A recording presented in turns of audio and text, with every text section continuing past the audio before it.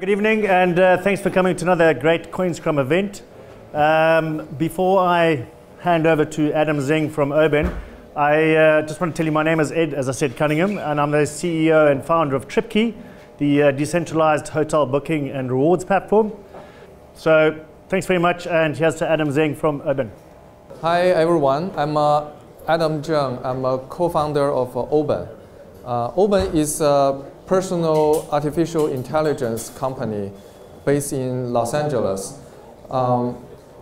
We were funded by several venture capitalists and also some very big corporations in Asia. For example, Tencent is currently our largest investor, and then also SoftBank. So we just closed Series A funding from those investors for about 14 million US dollar. And we are developing the technology for every consumer to allow them to create their personal AI.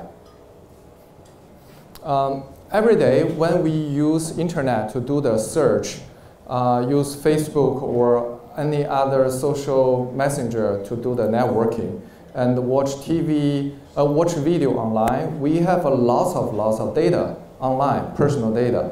So how about we use artificial intelligence technology to turn your digital data into a personal AI, which looks like you, sounds like you, and thinks like you. This is what ObEN is doing. And more importantly, this personal AI belongs to the owner, himself, herself, not belongs to any centralized platform like Google, Facebook, Amazon, or any other big companies. So we believe every people in the world should have their personal AI, and then they have their own control, all rights on how to use it, how to deploy it, and they can also allow other developers to create all kinds of personalized AI experience, and so that every people can work together to create a new kind of AI economy. This is my picture, and that is the looking of my personal AI, which is created by the machine. 大家好，我是正义的人工智能，长得像，说话像，是地道的北京人。在他忙的时候，我就是他的小号，我可以帮他做事情，给小朋友读书，给微信朋友留言，提醒他每天的日程。我还可以替他唱歌，而且唱得比他好听。 I was born in Beijing, China. So when I create my personal AI, I not only do the 3D facial scan, but also I read 400 lines of Chinese, such that the machine can also learn my speaking model. And then my avatar can speak in my voice. And not just that, my avatar can use my voice to speak other language and also do the singing. So ObEN is the only company in the world currently can use the same speaking model to handle both speaking and also singing voice, and also do the cross-language speaking as well.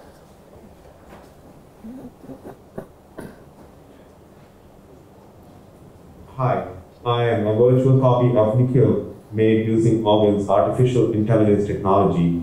As Nikhil's personal AI, I enable Nikhil to spend more time with his wife and 3 kids, enjoy a nice hike, or go off-roading. 你好，我是尼克尔，来自虚拟世界。我长得帅，能唱歌，能跳舞，还会说中文。Nikhil is my co-founder. He's in LA, cannot make the trip. So he can use AI to create his personal AI avatar.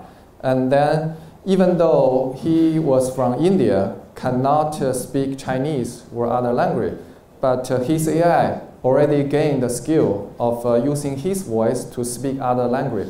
This is an example using his voice to speak Chinese. And because when he does the training in English, he has an Indian accent. So his speaking model actually carry those accents into his AI such that the voice is also personalized.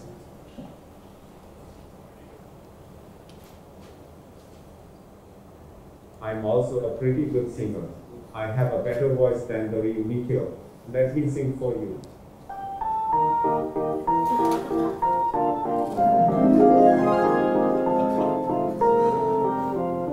Take me up to the morning, take me up to the crowd. My peace and cracker jacks. I don't care if I never get back. Let me know for the homie. If they open, it's a shame. For it's 1, 2, 3 strikes you out and old ball game.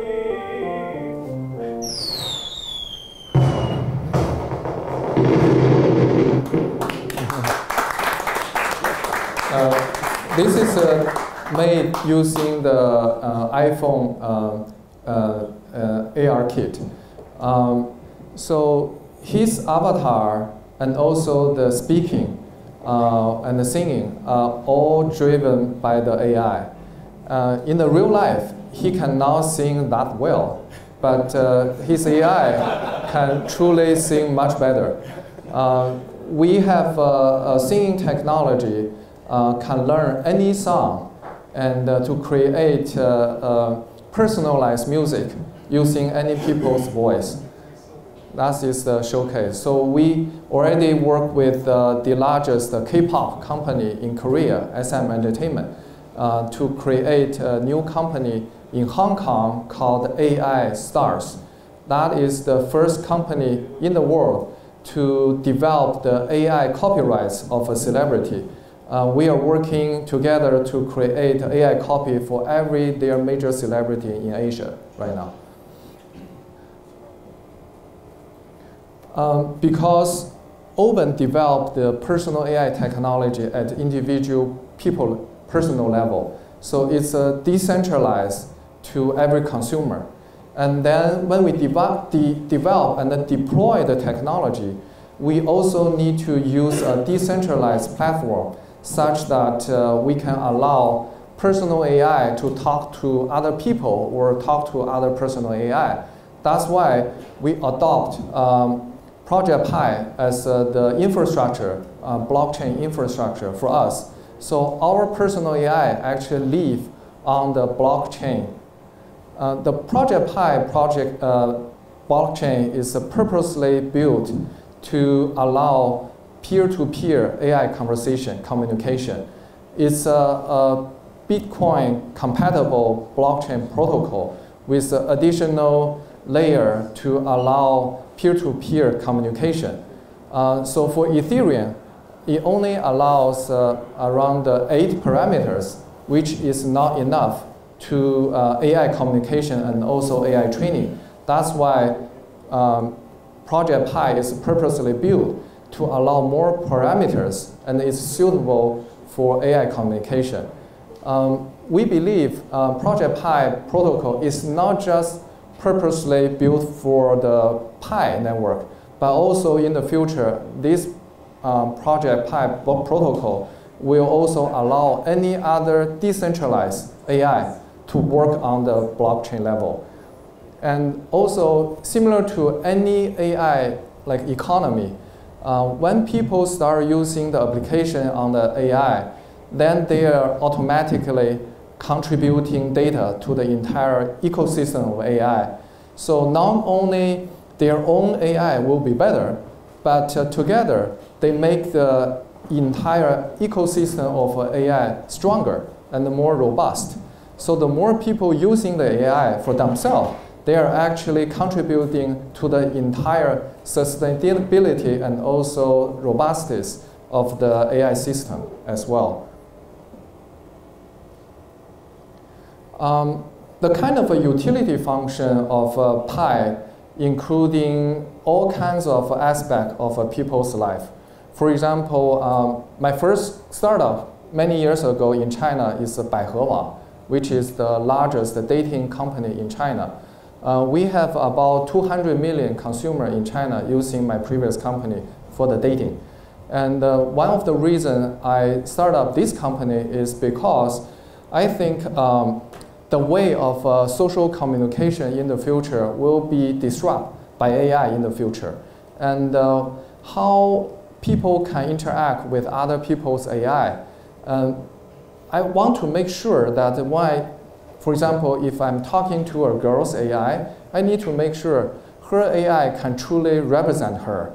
Not just the looking, but also the speaking voice and the kind of understanding about the owner. That's why we create personal AI technology.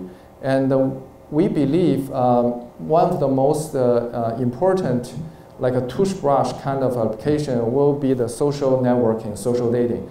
So in the AR kit and also AR core for the Android phone next year, any people can use our app to take a selfie and then upload their picture into the cloud. And then our AI engine will create a 3D avatar for the people. And then if they want their own voice on the avatar, then they can read the script in English or other language, such that the AI can also use their voice. And then if the consumer wants to link the AI to Facebook or other social media, and then the machine will run the knowledge base, and such that the AI can have some basic fundamental understanding about the consumer. Who are the owner? What is the interest of the owner? What is the education, career, those kind of information. Of course, when they start to use their AI to do the social interaction with other people, initially maybe the Q&A kind of interaction may not be exactly right, but as long as the consumer will tell their AI what is wrong, what is right, the AI will automatically adapt and eventually will become more familiar with every owner. And this AI will only work for the owner, not for other people. In other use case, as I said before, one of the initial investor is like a celebrity agency. For example, we are working with a celebrity in Asia, like for example in Hong Kong, in Korea, and in China, to create AI copy of those celebrities such that the agency and also celebrity can use the AI copy to engage more consumers. And we have other projects working with the agency to create a complete new copy, which is like a twin brother or twin sister of the celebrity, so that the agency and also the celebrity have more way to monetize their influence. We also have a use case with the University of Colorado in US with their medical school to pilot a virtual doctor. The virtual doctor in our use case is the photoreal representative of the true doctor and the true nurse. Because in psychology, the science already proved that the patient will respond more with the real doctor. And so the hospital is piloting this project with us so that they can have a more efficient way to help the patient to follow the instruction of the hospital and also the insurance company, so that the medical expense will be lower, and it's good for the patient and also it's good for the insurance company as well. Again, virtual assistant.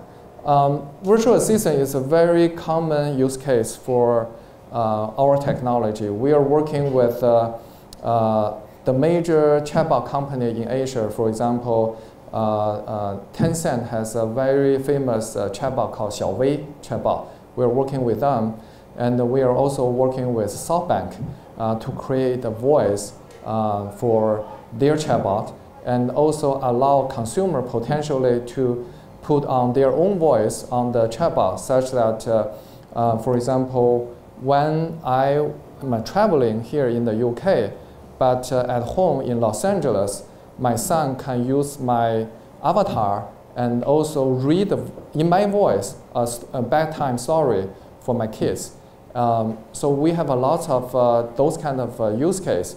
And then the kids can also ask questions, and potentially, if the avatar, the chatbot is already trained for the storyline, and then the avatar can discuss some simple question to my kids as well.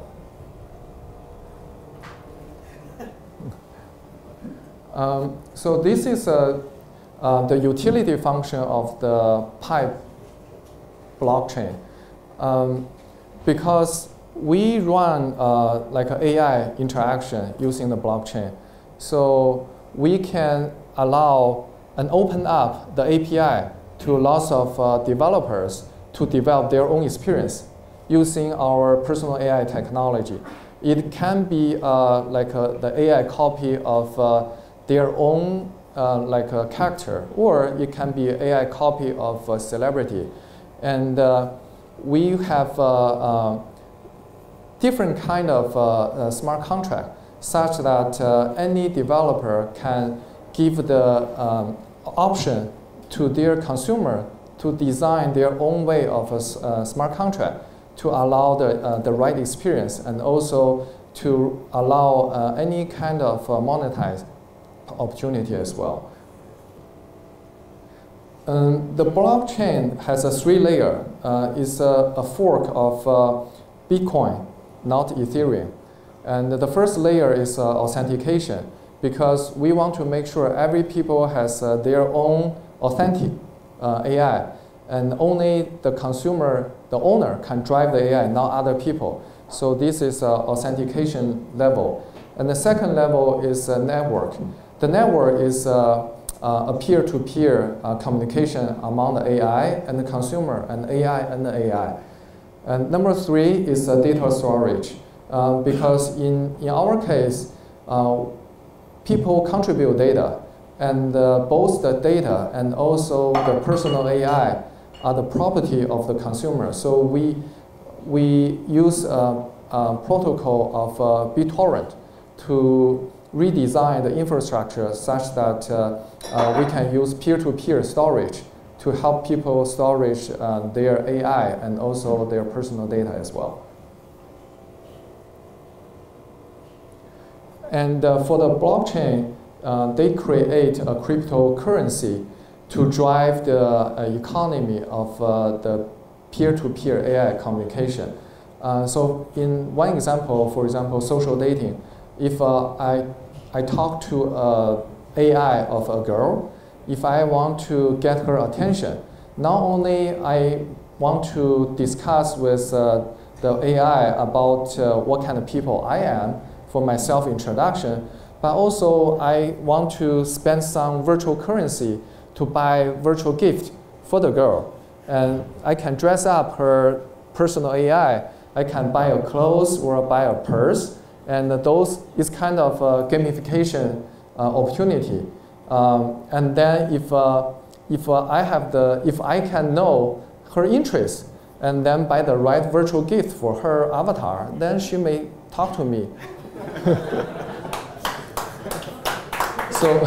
So this is an example. And so basically, we using the personal AI and also using the mobile phone AR kit and AR core kind of core technology, we can allow people to use their phone to use AI to do daily transaction, daily kind of a social networking and other experience.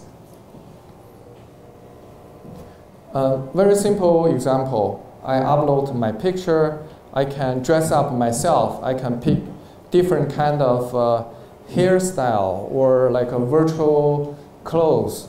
And I need to use my virtual currency to pay for that. And then I can find a celebrity or a girl that I'm interested, I want to talk. And then in order for the good conversation, probably I need to pay some virtual currency as well. So we create an AR chat function to allow people to virtually meet up. There are 7.8 billion people in the world. So we believe eventually we will have at least 7.6 billion AI for everybody. And lots of people talk about the concern about AI.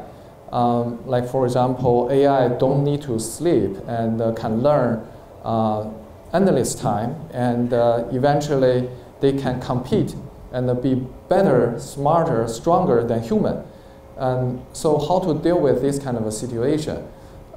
My company's belief is we need to decentralize and to allow any people to create their own AI, and then allow any people to control and manage their AI and use their AI to interact with other kind of centralized AI.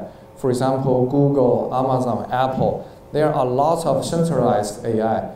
So we think by democratize the AI to every consumer, eventually human will become the owner of AI and can train the AI to truly serve them. So we need to have a community power in order to manage the AI successfully. This is the belief of the AI industry in my company.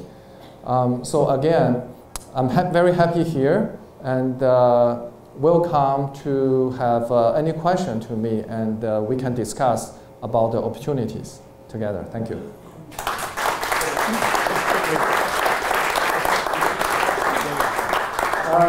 Just one thing, guys, the radio mic's broken, so we can't pass it around the audience, so Adam will repeat your questions before we answer some things, but please speak loudly. Any questions?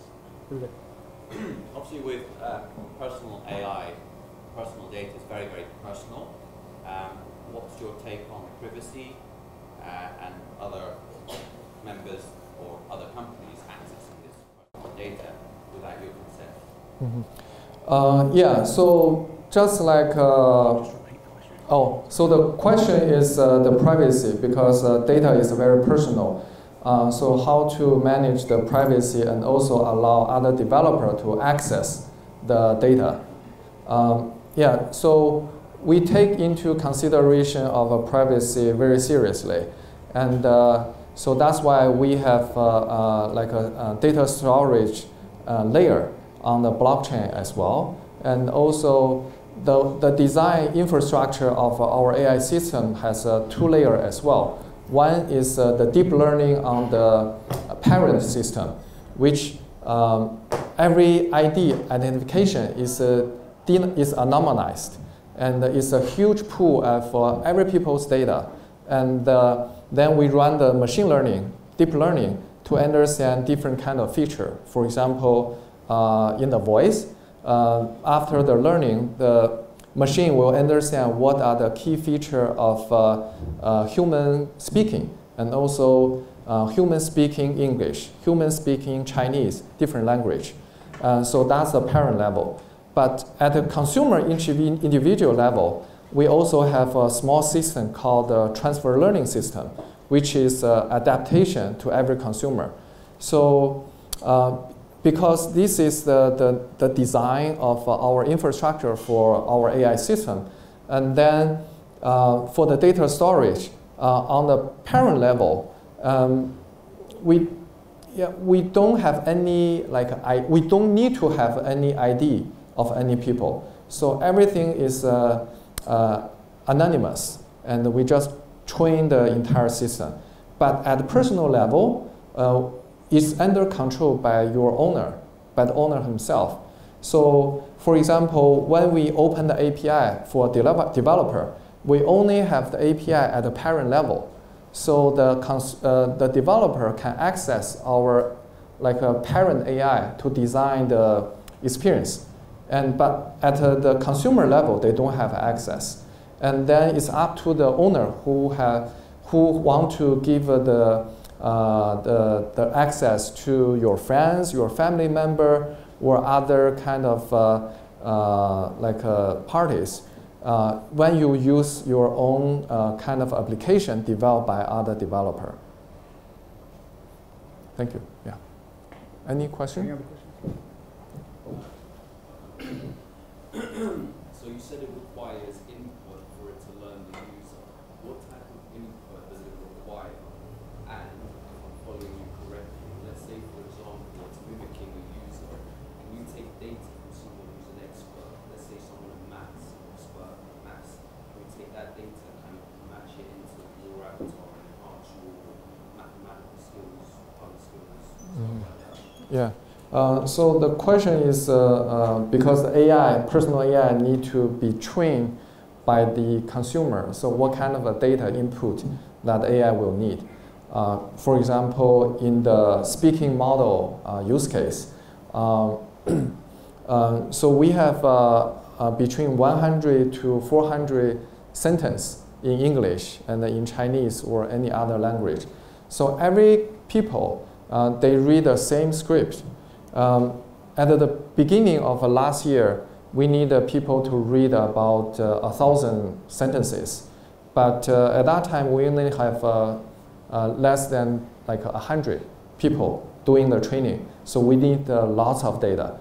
And then when we have more, somewhere around 1,000 people reading the script in one language, then the quality of the system is better, and the requirement for each individual consumer is lower.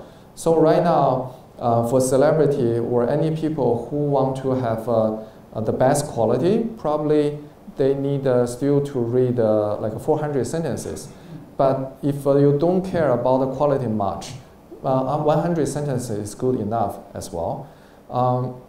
So machine in the parent system, they learn what is the like a generic feature of human voice in one language, and so like in audio engineering, so the scientist or the professor knows from the theory what will be the feature for different phoneme, diphone, triphone, those kind of information, but that's the initial input. And then the AI will figure out other parameters that even we don't know why it's there, what that the parameter mean.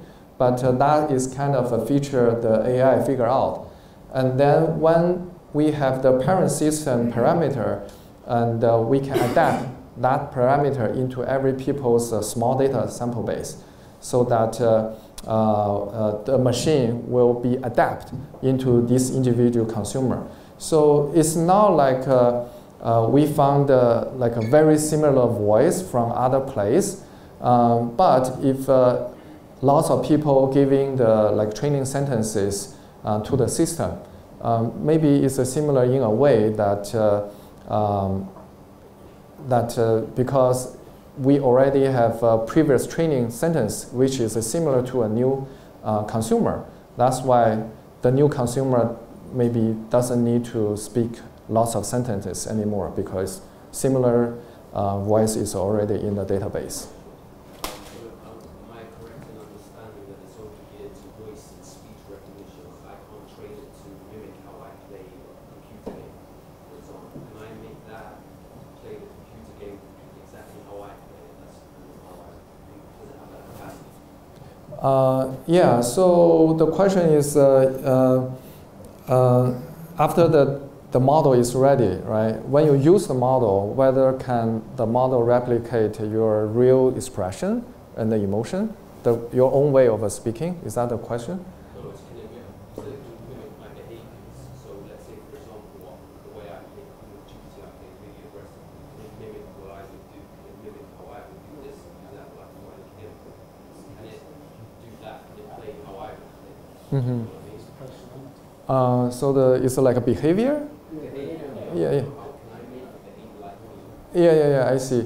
Yeah, so behavior is another layer, right? So like the audio is just like a presentation layer, doesn't have the mind, right? And the mind in every vertical industry, AI need to be trained specifically for that vertical industry.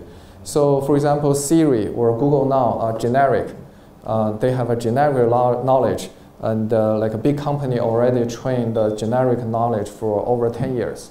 And, but for every consumer, for example, what kind of movie I like to watch, like what kind of games I like to play, and the way I like to play, all kinds of things need vertical training. And so we, as the platform developer, and we provide the engine. And then we need to work with very specific vertical industry developer to develop a right kind of interface such that the AI engine can pick up the data while the consumer is using the AI to do all kinds of things. I have an example from China. So China, the most popular news app is called Toutiao. Toutiao is like a headline news. So headline news is also my investor in the equity round. So we will be working with them to enable every Chinese consumer, because in their case, they already have a lot of data whenever a Chinese consumer is using their app to read the news. And then they build some understanding for every consumer already.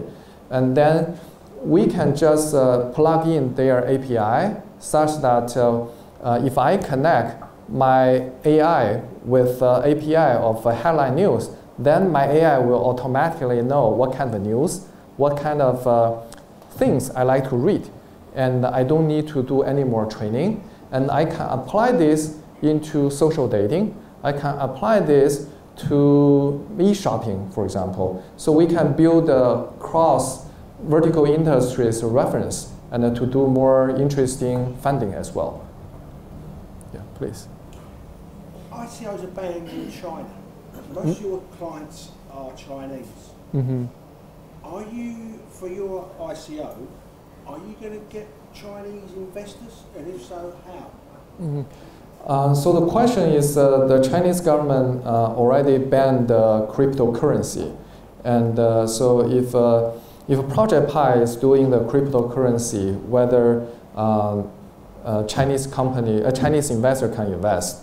So let me answer this question in another way. Because in my company, ObEN, we have Tencent, we have Headline News as our investor. They are like #1 in social messaging and gaming, #1 in news, right? So they have a lot of connection with central government. About 5 weeks ago, and they actually, they're a group of Chinese government officers visiting my company in Los Angeles. And the purpose of their visit is to learn how the US government, SEC, is managing the blockchain industry in US, and how to make the policy such that the blockchain industry will have progress. And also what is ObEN doing to follow all kinds of rules and the potential new rules. So I share with them my learning. So what I learned from their visit is the government in China believe all of the previous ICO like a pump and dump kind of scam. Yeah. So that's why they want to shut down the door, clean out the entire industry, and then build some kind of rule, and then reopen the market again. So I think maybe if it's sooner, maybe end of this year, or early next year, government in China will, of course, reopen the market. But there will be a rule. Yeah, but until that happens, I mean, when's your ICO coming? Because that's got to be, what, shortly? Am I allowed to tweet that? Yeah, so... So, I mean, are 10 cents going to buy any of your ICO coins, tokens? I cannot answer on behalf of them, for sure. But I think, yeah, the blockchain by itself is a good industry for sure. And every government, every major company in China and globally, they understand this. Like, for example, Tencent They also announced their blockchain protocol about a month ago in China. Alibaba is also doing something similar. And also the Central Bank of China, they already announced a protocol. And it's just a matter of time when the centralized like a digital currency of a central bank in China will be announced. So I think in terms of direction, there's no problem. It's just a matter of individual crypto, the timing of each individual crypto. So in Project PAI's case, they follow the SEC law. So right now, like I think the SEC rule is very restrict, very tough.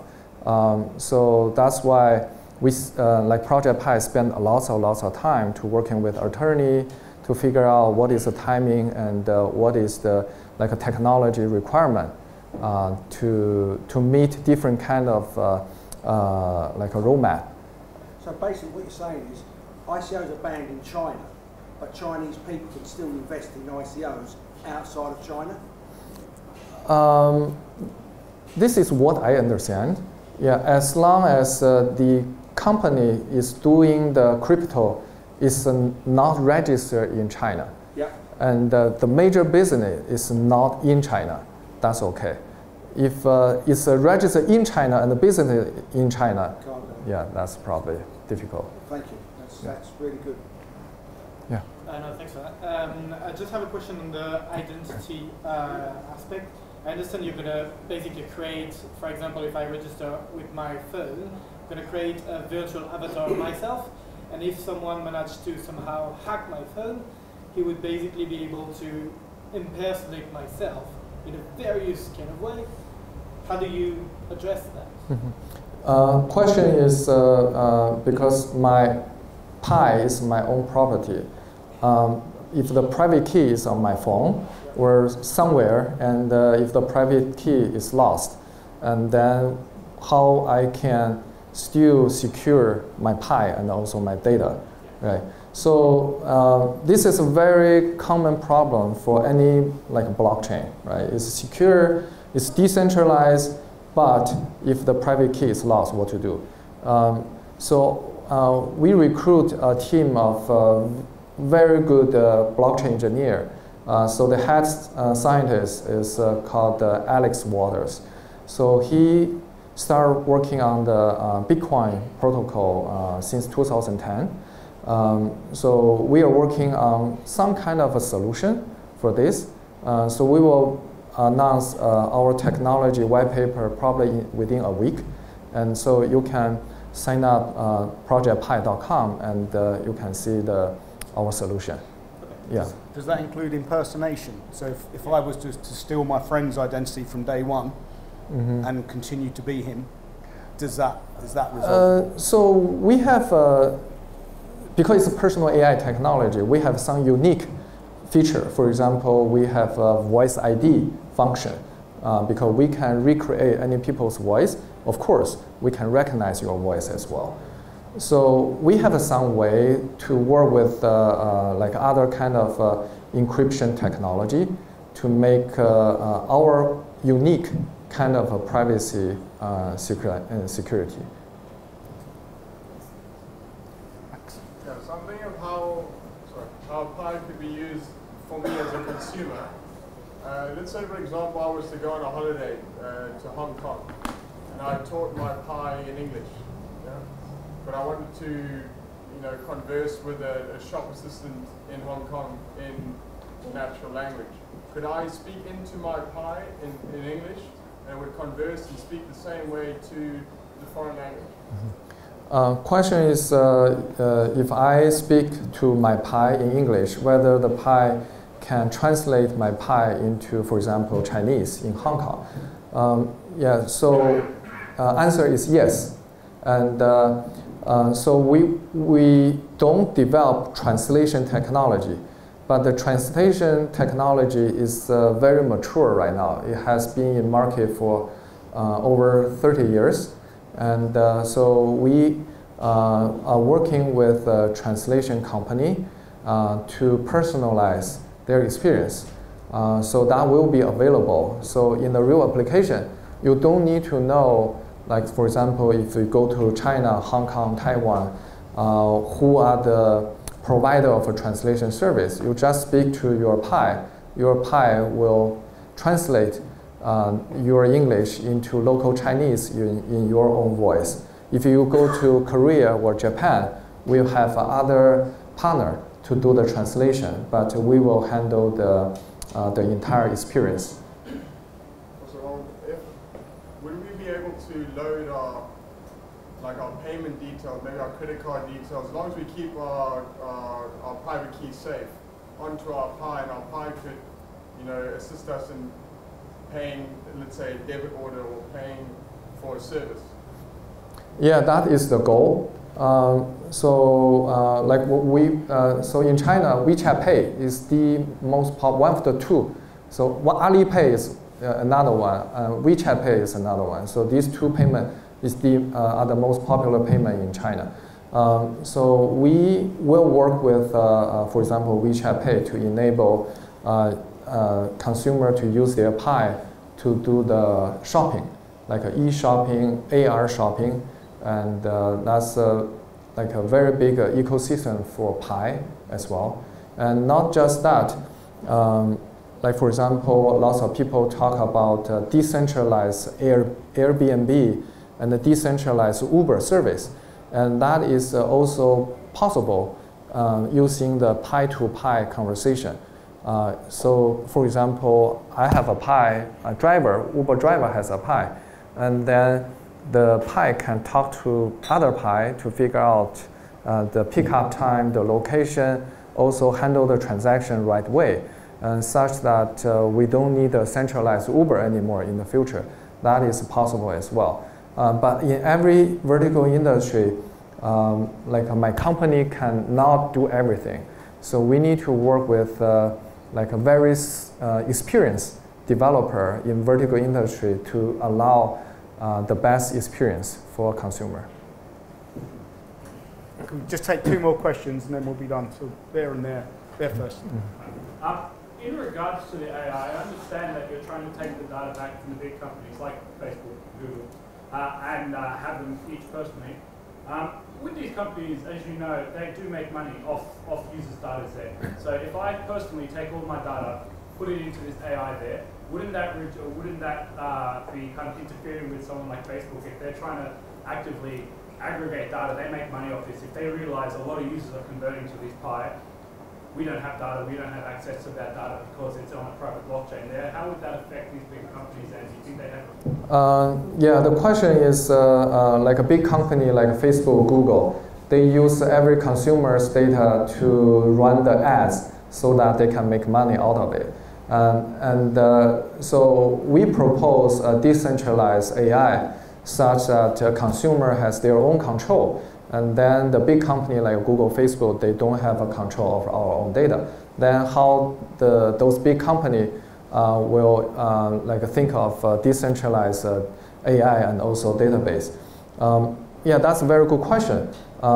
So I think like for a company like Tencent, Alibaba, and the SoftBank, they understand the potential risk of new technology, new infrastructure. That's why they create their own blockchain protocol. And they, for example, in Tencent example, they set up a new department only focus on blockchain. And that's their way of like internal innovation. And they also invest into outside company like ObEN, such that they can monitor the progress of like a friendly startup. And so I think they are very aware of the potential of the blockchain for sure. And so they very carefully select some like a startup to work with. And then they are willing to share data with them. For example, in our case, they share their data with us. But in the future, if ObEN or other like their partner become like like a huge company, or potentially a huge company, then whether they will acquire the company or they will what to do. Currently, no any like a startup in the crypto has reached that stage yet. No matter how much money they have raised, but there's no true product. Even there's no true technology there yet. So it's hard to say. So I hope Project PAI and ObEN can be one of the first use case to test the market for this. Last question. Yes. So I think it's a very interesting offer that you have there. I can see easily George Clooney having a virtual avatar and selling 10,000 views to that avatar to be able to speak with them. I can see the offer there. I'm assuming that you're going to launch the token at some point in the future. What venture, what capital would you be expecting to make it public? How much would you be willing to sell to the public, and how much would you be trained? Yeah, so the question is like we can see easily lots of application. For example, celebrity can use the avatar to attract lots of consumer. And so whether the Project PAI have planned to do the crypto currency sale. So we are working with the attorney, and so projectpai.com will announce the plan for the crypto. So in the US, there will be like a credit investor for the pre-sale, and then to qualify for the public sale, there are different kind of criteria. So Project PAI follow that kind of a rule. Yeah, you can check the website, and they will announce the plan of crypto there. Yeah. Excellent. Excellent. Thank you very much, Adam. I'm sure you'll be able to very Thank you all for the questions as well. All I need for the rest of the evening is for you guys to stand up, go to the bar,